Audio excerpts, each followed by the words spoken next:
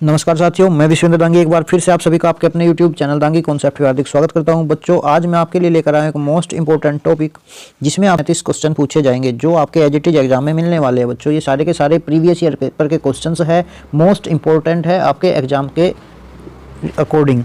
ठीक है बच्चों, तो बताना आप मुझे बाद में आपने इन 37 क्वेश्चनों में से कितने क्वेश्चन सही किए, कमेंट करके आपको बताना है कि आप अपनी तैयारी यहाँ से देख सकते हो कि बच्चों आपकी तैयारी कैसी चल रही है। तो जैसे कि अब आपको डेली वीडियोज मिल रही है बच्चों, जीके, मैथ, हिंदी और नेक्स्ट वीडियो आपकी रीजनिंग की होने वाली है। ठीक है, तो अब यहाँ पे आपके जो यूपी पुलिस कांस्टेबल के अकॉर्डिंग बात चल रही है, क्योंकि नेक्स्ट मंथ उसका एग्जाम है बच्चों। नेक्स्ट मंथ क्या उसका एग्जाम है, तो नेक्स्ट मंथ एग्जाम को ध्यान में रखते हुए आपका कंप्लीट ये जो सेशन है ये आपका पूरा रहेगा यूपी पुलिस के लिए। चाहे वो यूपी पुलिस असिस्टेंट ऑपरेटर हो, हेड ऑपरेटर हो, कोई भी एग्जाम आपका हो जिसमें हिंदी आपकी पूछी जाएगी, वो आप उसके लिए आपका ये वीडियोज़ इंपॉर्टेंट है। तो बच्चों चलिए शुरुआत करते हैं आज की क्वेश्चंस की। मोस्ट इंपॉर्टेंट क्वेश्चन रहेंगे। जो भी बच्चे वीडियो को देख रहे हो एक बार वीडियो को लाइक करें, शेयर करें, और जिसने भी चैनल को बच्चों सब्सक्राइब नहीं किया है चैनल को सब्सक्राइब कर लो। बच्चों सब्सक्राइब करने वालों की संख्या बहुत कम है। ठीक है, चलिएगा तो यहाँ से देखिएगा क्वेश्चन नंबर फर्स्ट। यहाँ आपको जितना भी डाटा दिया जाएगा बच्चों वो आपके एग्जाम के अकॉर्डिंग मोस्ट इंपॉर्टेंट रहेगा, तो फटाफट से आपको आंसर करना है। जैसे इसने कहा क्वेश्चन नंबर फर्स्ट बड़ा ही बेहतरीन क्वेश्चन है कि इनमें से कौन सा शब्द तद्भव नहीं है। कौन सा शब्द तद्भव नहीं है? दर्ग, ताला, तमोली, दर्क। तो बच्चों यहाँ से जो आपका आंसर बन जाएगा वो आपका आंसर बन जाएगा ऑप्शन डी, दर्क। अब कैसे बनेगा ऑप्शन डी? अगर मैं बात करूं तद्भव और तत्सम की, तद्भव और बच्चों बात करता हूं मैं तत्सम की, तो यहां से अगर मैं उसने जैसे फर्स्ट ऑप्शन दिया था दर्ग, फर्स्ट ऑप्शन क्या दिया था? दर्ग। तो इस दर्ग का जो आपका तत्सम रूप बनेगा वो बन जाएगा बच्चों दर्क। लेकिन उसने पूछा क्या था आपसे? उसने पूछा था कि शब्दों में तद्भव बताना आपको, तो दर्ग क्या था? तद्भव नहीं है। तो दर्ग क्या है? दर्ग तो तद्भव है, लेकिन उसने आपसे नहीं पूछा था। दूसरा है ताला। दूसरा ऑप्शन क्या था बच्चों? ताला। तो ताले का क्या है? ताले का बन जाएगा तालक। ताले का क्या बनेगा? ताले का बनेगा बच्चों तालक। साथ साथ आपको ये भी नोट करने हैं। तीसरा उसने दिया था तमोली। तमोली, तमोली का आपका बन जाएगा बच्चों, तमोली का क्या बन जाएगा आपका? तमोली का जो बनने वाला है वो बन जाएगा आपका तांबुलिक। तांबुलिक इसका क्या बनेगा? तत्सम शब्द बनेगा। लेकिन आपका जो आंसर बन रहा है वो है दर्क।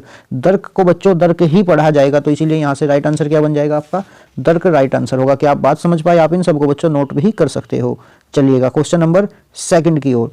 इसने कहा इनमें से अल्प विराम का चिन्ह कौन सा है? बड़ा आसान सा क्वेश्चन है बच्चों। ये चिन्ह जो है ये ऑप्शन बी किसका बन जाएगा? ये बच्चों अल्प विराम का आपका चिन्ह बन जाएगा। ठीक है, ये जो पहला है ये फर्स्ट, अगर मैं इसकी बात करूं, फर्स्ट वाले ऑप्शन की बात करूं, तो ये बच्चों ये बनेगा आपका योजक चिन्ह। ये क्या है बच्चों? आपका योजक चिन्ह है।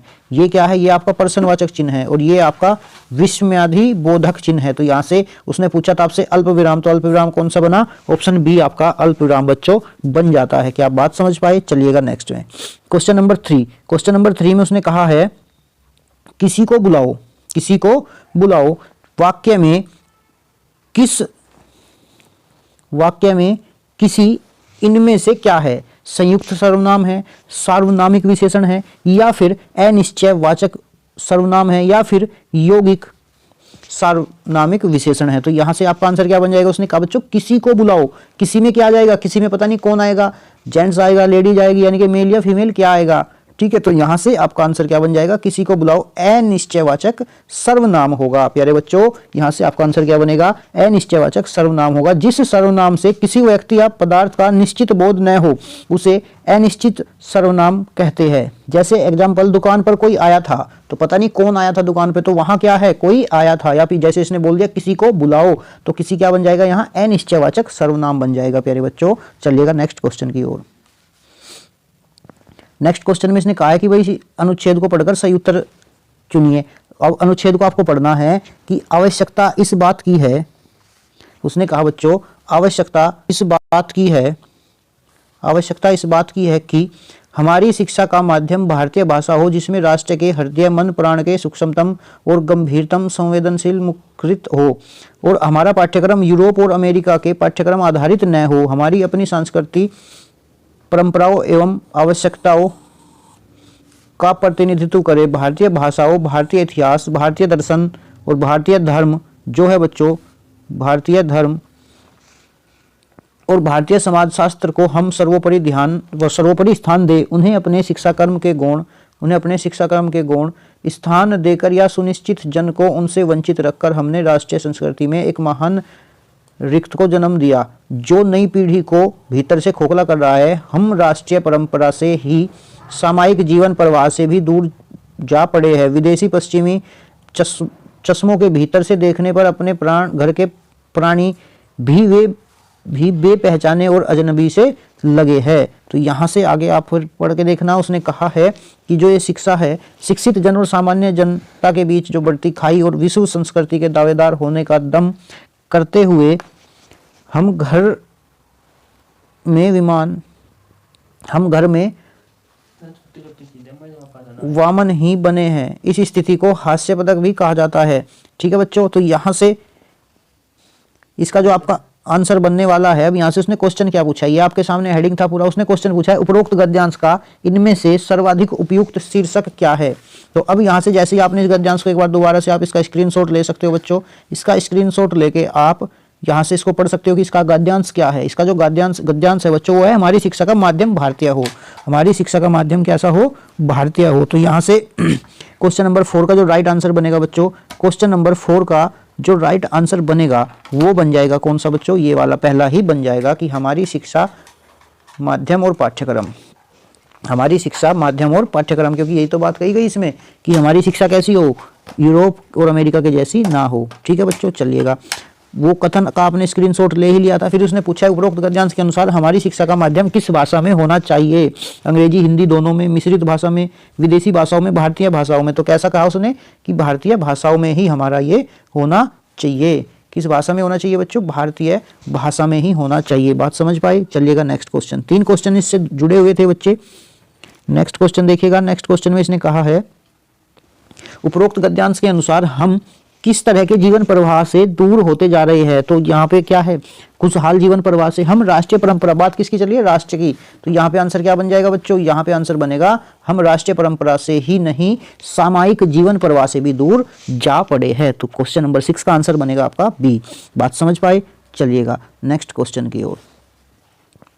Question number 7। क्वेश्चन नंबर 7 में इसने 7 में इसने कहा है, क्वेश्चन नंबर 7 में कि भैया ये बताओ सब में व्यापक रहने वाला वाक्यांश के लिए इनमें से उपयुक्त शब्द कौन सा है। सर्वव्यापी, सर्वव्यापी, सर्वव्यापी या फिर सर्वव्यापी। तो यहाँ से आपका राइट आंसर क्या बन जाएगा, यहाँ से आपका जो राइट आंसर बनेगा वो सर्वव्यापी। यहाँ से आपका राइट आंसर डी बन जाएगा। ठीक है, चलिएगा नेक्स्ट क्वेश्चन की ओर। अगर मैं बात करूँ, ये 37 क्वेश्चंस आपके लिए मोस्ट इंपॉर्टेंट होंगे बच्चों, आपको एग्जाम में एज इट इज मिल जाएंगे। ठीक है, इसने कहा है पुत्र शोक में कौन सा समास है, द्वंद्व समास, कर्मधारय समास, अविभाव समास और तत्पुरुष समास। तो यहाँ से आपका जो आंसर बन जाएगा बच्चों, वो यहाँ से आपका जो आंसर बनने वाला है वो आपका आंसर बताइएगा जल्दी से, फटाफट से कमेंट करके क्या बनेगा। तो यहाँ आपका जो आंसर बन जाएगा वो बन जाएगा तत्पुरुष समास। अब तत्पुरुष समास क्या है बच्चों, तत्पुरुष समास में उत्तर पद प्रधानता होती है। उत्तर पद की क्या होती है, प्रधानता होती है। कर्ता कारक एवं संबोधक कारक के अतिरिक्त अन्य सभी कारक के विभिन्नताओं का लोप तत्पुरुष सामायिक शब्द बनता है। जैसे इसने कहा था पुत्र शोक, तो पुत्र के लिए शोक, शोक किसके लिए, शोक किसके लिए, दुख किसके लिए है। तो बच्चों जो दुख था वो पुत्र के लिए था। तो इसमें क्या है आपका उत्तर पद की प्रधानता थी, तो इसीलिए क्या बन जाएगा, ये आपका तत्पुरुष समास बन जाएगा। चलिएगा भैया नेक्स्ट क्वेश्चन की ओर। नेक्स्ट क्वेश्चन में इसने कहा है कि महत्व में कौन से प्रत्यय है, महत्व में कौन सा प्रत्यय है। महत्व, व, तव, मह अलग हो गया, मैं है। अब अगर आप देखोगे तो ये अलग हो गया, तो अलग क्या है, मह तव, तो अलग क्या हो जाएगा, तव हो जाएगा, जो कि आपको ऑप्शन सी में दिखाई देगा। यहाँ से आपका आंसर क्या बनेगा, ऑप्शन सी बन जाएगा, तव, महत्व। अब प्रत्यय क्या है, प्रत्यय आते हैं बाद में। एक क्वेश्चन और आएगा कि उपसर्ग बताइए, उपसर्ग आते हैं स्टार्टिंग में। भैया प्रत्यय कहाँ आते हैं, प्रत्यय आते हैं बच्चों बाद में, और उपसर्ग कहाँ आते हैं, उपसर्ग आ जाते हैं आपके स्टार्टिंग में।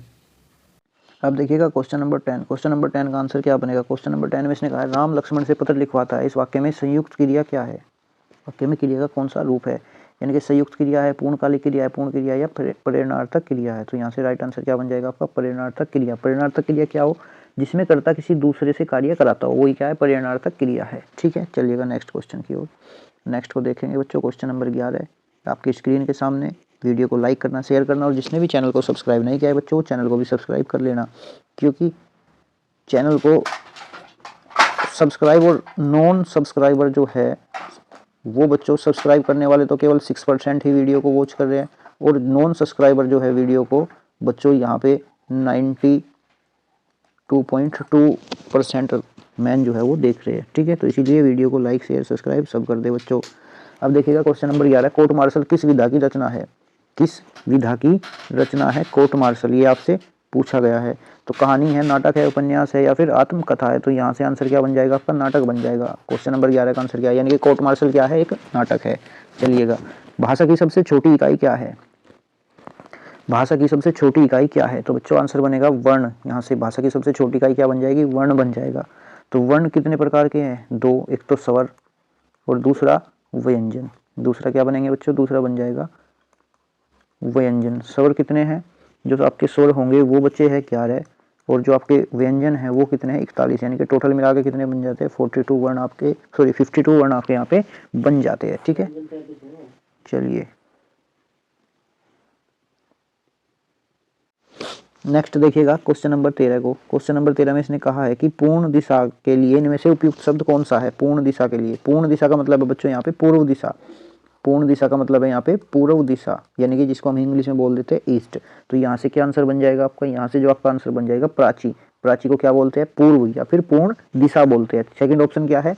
उदाची। बच्चों ये लिख लेना, नोट डाउन कर लेना, 100% आएगा आपके एग्जाम में। उदाची को बोलते हैं उत्तर। उदाची को क्या बोलते हैं? उत्तर, या फिर उत्तर को क्या बोलते हैं? उताची। प्रतीची, प्रतीची को क्या बोलते हैं? पश्चिम बोल देते हैं बच्चों। प्रतीची को क्या बोलते हैं? पश्चिम बोल देते हैं। अवाची बच गया, अवाची को क्या बोल देंगे? दक्षिण बोल देंगे। बात समझ पाए? चलिएगा नेक्स्ट है, इनमें से आलवार महिला संत है, यानी कि महिला संत का नाम क्या है? तो यहाँ से क्या बन जाएगा आपका आंसर? आलवार महिला संत का नाम क्या बन जाएगा? यहाँ से आपका आलवार महिला संत किसे कहते हैं भाई? तो यहाँ से क्या है? जो विष्णु या नारायण की उपासना करने वाले भक्त है उन्हें कहते हैं। जो विष्णु या उसकी उपासना करने वाले भक्त है यानी कि वो अंडाल को कहते हैं। ठीक है, यहाँ से राइट आंसर क्या बन जाएगा? बी ऑप्शन आपका बी ऑप्शन आपका राइट आंसर होगा। नेक्स्ट देखिएगा, इसने कहा है कि नेक्स्ट में बताना है आपको बच्चों, इनमें से हानुस नाटक के लेखक कौन है? हानुस नाटक के लेखक कौन है? स्वदेश, धर्मवीर, भीष्म और सुरेंद्र। तो यहाँ से आपका जो आंसर बनेगा भीष्म साहनी, यानी कि ऑप्शन सी आपका राइट आंसर बन जाएगा, भीष्म साहनी। नेक्स्ट देखिएगा क्वेश्चन नंबर 16 को, बेगमपुरा की अवधारणा को इनमें से किस कवि ने प्रस्तुत किया था? तो कौन से कवि थे वो? यहाँ ये जो आपका आंसर बनेगा बच्चों, यहाँ आपका आंसर बन जाएगा रविदास। रविदास किस काल से थे बच्चों? भक्ति काल से थे। किस काल से थे? भक्ति काल से थे। नेक्स्ट देखिएगा, कुंवर नारायण को ज्ञानपीठ पुरस्कार किस वर्ष मिला था? तो यहाँ से इसका राइट आंसर जो आपका बनने वाला है वो बन जाएगा ऑप्शन डी, 2005। फटाफट से आपको क्वेश्चनों के आंसर करने हैं। लास्ट में आपको कमेंट करके जाना है, प्यारा सा बताने हैं कि आपने 37 क्वेश्चनों में से कितने क्वेश्चन सही किए हैं। आप अपनी तैयारी यहाँ से जांच सकते हो बच्चों। ये एज इट इज उसी टाइप का पेपर है जो आपको आपके एग्जाम में देखने को मिलेंगे, वे वही सेम क्वेश्चन उसी टाइप के हैं। नेक्स्ट देखिएगा क्वेश्चन नंबर 18। क्वेश्चन नंबर 18 में इसने कहा इनमें से कौन सा लक्ष्मी का पर्यायवाची नहीं है? बच्चों एक बात पे फोकस करना, कौन सी पे? ये वाला। जैसे इसने कह दिया पर्यायवाची नहीं है, वो कभी कभी कह देगा पर्यायवाची है, तो यहाँ आपको ध्यान रखना है। तो आंसर क्या बन जाएगा आपका? आंसर बन जाएगा बच्चों भारती। भारती जो है वो लक्ष्मी का पर्यायवाची नहीं है, बाकी चंचला, अमला, इंदिरा ये सारे के सारे लक्ष्मी के पर्यायवाची है। नेक्स्ट देखिएगा क्वेश्चन नंबर 19। इसने कहा है कि इस चिन्ह को, ये जो चिन्ह आपके सामने है, ये जो चिन्ह आप देख पा रहे हो, इस चिन्ह को बताना है कि क्या कहते हैं। इस वाले चिन्ह को बच्चों क्या कहते हैं? पूर्ण विराम, अर्धविराम, निर्देशक, अल्प विराम। तो आंसर क्या बनेगा प्यारे बच्चों? ये बन जाएगा अर्धविराम। जहाँ भी आपको बाद में अर्धविराम देना हो वहाँ पे इस साइन का प्रयोग करेंगे। चलिएगा क्वेश्चन नंबर 20। इसने कहा इनमें से श्री गुरु ग्रंथ साहिब का संकलन किसने किया? गुरु अर्जुन देव, गुरु हरगोविंद सिंह देव, गुरु नानक देव, गुरु गोविंद सिंह। तो 20 का जो आंसर बनेगा, 20 का आंसर क्या बन जाएगा? यहाँ से गुरु अर्जुन देव आपका बच्चों राइट आंसर होगा। गुरु अर्जुन देव आपका यहाँ से राइट आंसर बन जाएगा प्यारे बच्चों, गुरु अर्जुन देव। और ये पूछेगा कब? तो ये यहाँ आप एक और नोट डाउन कर लेना, 1604। कब बच्चों? 1604 ईस्वी में। 1604 ईस्वी में इसने गुरु ग्रंथ साहिब का संकल्प किया था। नेक्स्ट है, नेक्स्ट क्वेश्चन इसने कहा है, बहुत अच्छा क्वेश्चन है, यहाँ से आपको एक क्वेश्चन 100% मिलेगा। इस बात को लिख लो, आप कोई नहीं रोक सकता कि यहाँ से कोई क्वेश्चन नहीं आया। इसने कहा इनमें से किसका उदाहरण, किसमें इनमें से किसका उच्चारण स्थान ओष्ठ है? यानी कि उच्चारण स्थान क्या है प्यारे बच्चों? उच्चारण स्थान जो है वो ओष्ठ है। क्या है? ओष्ठ है। यानी कि गे, चे, ते, पे। अब कैसे करना, बोल के देख लो। गे, चे, ते, पे। तो पे जैसे ही पे आया पे आते ही क्या खुले आपके होठ, दोनों होठों का यूज हुआ, तो यही क्या है, ओष्ठ से उच्चारण इसका किया जाता है। ठीक है, अगर अगर अगर बात करता है किसकी बच्चों, गै की, तो यहाँ सबसे पहले गै दे रखा है आपको, तो गै की अगर मैं बात करूँ तो गै किससे आ जाएगा, कंठ से आ जाएगा। गै किससे आ जाएगा, कंठ से आ जाएगा। च की अगर मैं बात करूँ, च आ जाएगा ताल्य से, तालव्य से, यानी कि जीभ से, तालु। तय, तय किससे आ जाएगा बच्चों, तय आ जाएगा दंत्य से, यानी कि दांत से। बात समझ पा रहे हो, तो इनको भी आप साथ साथ में नोट डाउन कर सकते हो। नेक्स्ट चलिएगा क्वेश्चन नंबर 22। गुणवाचन विशेषण का उदाहरण है। एक, तीन, तीन गुना, तीनों। तो यहाँ से अगर आप देखोगे एक, तो आंसर क्या बन जाएगा आपका, एक आंसर बन जाएगा। अगर मैं बात करूँ तीसरा की, तीसरा क्या है, तो तीसरा बच्चे देखना यहाँ से पहला, दूसरा, तीसरा, भाई क्रम की बात है। क्रम की बात कहाँ करेंगे हम, जहाँ पहला, दूसरा, तीसरा, चौथा, पांचवा ऐसे आ जाएगा। तीन गुना, तीन गुना क्या हो जाएगा, आवर्ती दिखाएगा ये, इसकी आवर्ती कितनी है, फ्रीक्वेंसी कितनी है, आवर्ती। और अगर तीनों की बात होगी तो समुदाय आ जाएगा, तीनों की बात होगी तो समुदाय आ जाएगा, यानी कि ये क्या होगा, ये क्रमवाचक होगा, ये आवर्तीवाचक होगा, और ये बच्चों समुदायवाचक होगा। चलिएगा नेक्स्ट क्वेश्चन की ओर। इनमें से कौन सा व्यंजन, इनमें से कौन सा व्यंजन संयुक्त व्यंजन का उदाहरण है, इनमें से कौन सा व्यंजन संयुक्त व्यंजन का उदाहरण है। डे, छे, चे, अक्षय। तो यहाँ से क्या बन जाएगा आपका आंसर जो बनेगा, वो बन जाएगा अक्षय। और ये यहाँ किसका है बच्चों, अक्षय जो है वो किसका है, वो यहाँ आपका बन जाएगा के प्लस से, षटकोण, ये आपका बन जाएगा। ठीक है, चलिएगा नेक्स्ट क्वेश्चन देखिएगा 24। पंचामर्त में कौन सा समास है, ये समास से भी बच्चों लिख लेना है, 100% क्वेश्चन आएगा, कोई नहीं रोकेगा समास से क्वेश्चन आने से। पंचामंत्र, सॉरी पंचामत्र, मंत्र नहीं बच्चे, मत्र में कौन सा समास है, तो यहाँ आपका कौन सा समास आ जाएगा आंसर में, जल्दी से बताएंगे भाई। पंचामत्र में कौन सा समास आपका होगा, तो यहाँ आपका अव्ययी भाव समास, सॉरी यहाँ आपका कौन सा द्विगु समास आ जाएगा, कौन सा द्विगु समास यहाँ पे आ जाएगा बच्चों। अब द्विगु समास की पहचान क्या है भाई, कैसे पहचानेंगे हम इसको, तो देखना वह शब्द जिसका पूर्व पद जो है वो संख्यावाची विशेषण हो तथा समस्त पद किसी समूह का बोध कर रहा हो। एक बार दोबारा से रिपीट कर देता हूं, द्विगु समास क्या है, वह शब्द जिसका पूर्व शब्द किसी संख्यावाची विशेषण हो तथा समस्त पद किसी समूह का बोध कर रहा हो, उसे द्विगु समास कहते हैं। जैसे आप लिख लो एग्जाम्पल, त्रिफला, तीन फलों से मिलकर बनने वाला त्रिफला। अष्टध्यायी, चौराहा, चार रास्तों से मिलने वाला मतलब मिलकर बनने वाले को क्या कहते हैं, चौराहा। त्रिवेणी, दोपहर, ये कुछ ऐसे वर्ड है जो क्या है, द्विगु समास के उदाहरण है। चलिए भाई नेक्स्ट क्वेश्चन देखिएगा 25, क्वेश्चन नंबर 25। इनमें से कौन से कवि अष्टछाप में सम्मिलित नहीं है। अष्टछाप में मैंने फिर से कहा है आपको कि यहाँ देख लेना बच्चों, सम्मिलित है या सम्मिलित नहीं है, तो इसने नहीं पूछा है, तो आंसर क्या बन जाएगा, हरिदास आपका यहाँ से आंसर होगा, हरिदास आपका यहाँ से आंसर बन जाएगा। चलिएगा नेक्स्ट क्वेश्चन की अगर मैं बात करूँ, नेक्स्ट क्वेश्चन देखेंगे भाई, देखिएगा नेक्स्ट क्वेश्चन की अगर मैं बात करता हूँ यहाँ से, तो नेक्स्ट क्वेश्चन क्या बनने वाला है, इसने कहा है क्वेश्चन नेक्स्ट में, इनमें से कौन सी बोली हिंदी भाषा के अंतर्गत नहीं आती। अरे बता दो, बांगरू, कन्नौजी, अवधी, तेलुगु, तेलुगु कहाँ चलती है, साउथ में, तमिल में, तो यही क्या है, हिंदी भाषा के अंतर्गत नहीं आती। आंसर क्या बन गया बच्चों, तेलुगु। चलिएगा नेक्स्ट क्वेश्चन देखते हैं भाई। नेक्स्ट क्वेश्चन है क्वेश्चन नंबर 27। निम्नलिखित में से कौन सा शब्द तद्भव शब्द है, तद्भव, तद्भव शब्द है, तो यहाँ से आपका जो तद्भव शब्द होगा वो बन जाएगा आपका दिवाली। दिवाली क्या बन जाएगा आपका, तद्भव शब्द दिवाली, क्योंकि दिवाली का तत्सम शब्द क्या बन जाएगा, दीपावली बन जाएगा। तत्सम शब्द क्या बन जाएगा, दिवाली का दीपावली बन जाएगा, तो ये दिवाली क्या है, तद्भव शब्द है। बाकी और सारे के सारे तत्सम शब्द है। जैसे द्विवेदी है, द्विवेदी का अगर मैं तद्भव रूप लेके चलूँ तो बच्चों बन जाएगा दुबे। ठीक है, धात्री है, धात्री का अगर लेके चलूँ तो बन जाएगा दाही। और द्रोण है, द्रोण का बन जाएगा दोना। बात समझ पा रहे हो, तो यहाँ से आंसर क्या बना, दिवाली। चलिएगा नेक्स्ट क्वेश्चन नंबर 28 पे, इसने कहा इनमें से शुद्ध वाक्य बताना आपको। मैंने पुस्तक पढ़ा, गलत है। राम के अनेकों नाम है, गलत है। मैंने पुस्तक पढ़ी, तो राइट आंसर क्या बन जाएगा बच्चों, राइट आंसर बन जाएगा प्यारे बच्चों, मैंने पुस्तक पढ़ी। चलिए भाई नेक्स्ट देखिएगा, प्रथम राजभाषा आयोग के अध्यक्ष इनमें से कौन थे।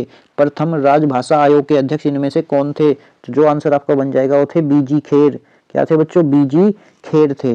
बीजी खेर का पूरा नाम क्या था, बीजी खेर का पूरा नाम क्या था, अगर आपसे क्वेश्चन पूछ ले तो बता देना, बाल गंगाधर खेर, बाल गंगाधर खेर।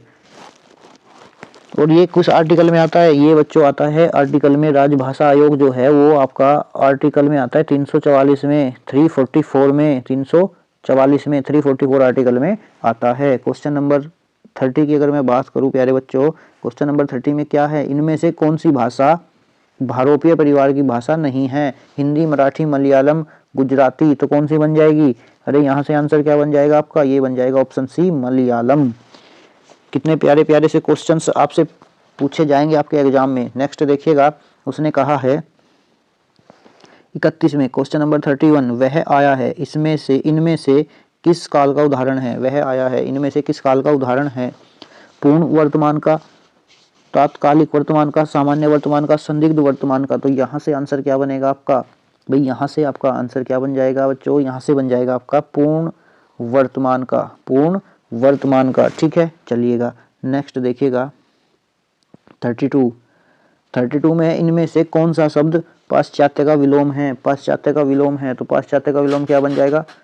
पौर्वात्य, पौर्वात्य। ये ए ऑप्शन आपका यहाँ से राइट आंसर बन जाएगा। ठीक है बच्चों, चलिएगा नेक्स्ट देखिएगा 32 तो कर ही लिया। 33 इसने कहा है निम्न वाक्य, गरीबों को दान दो, गरीबों को दान दो।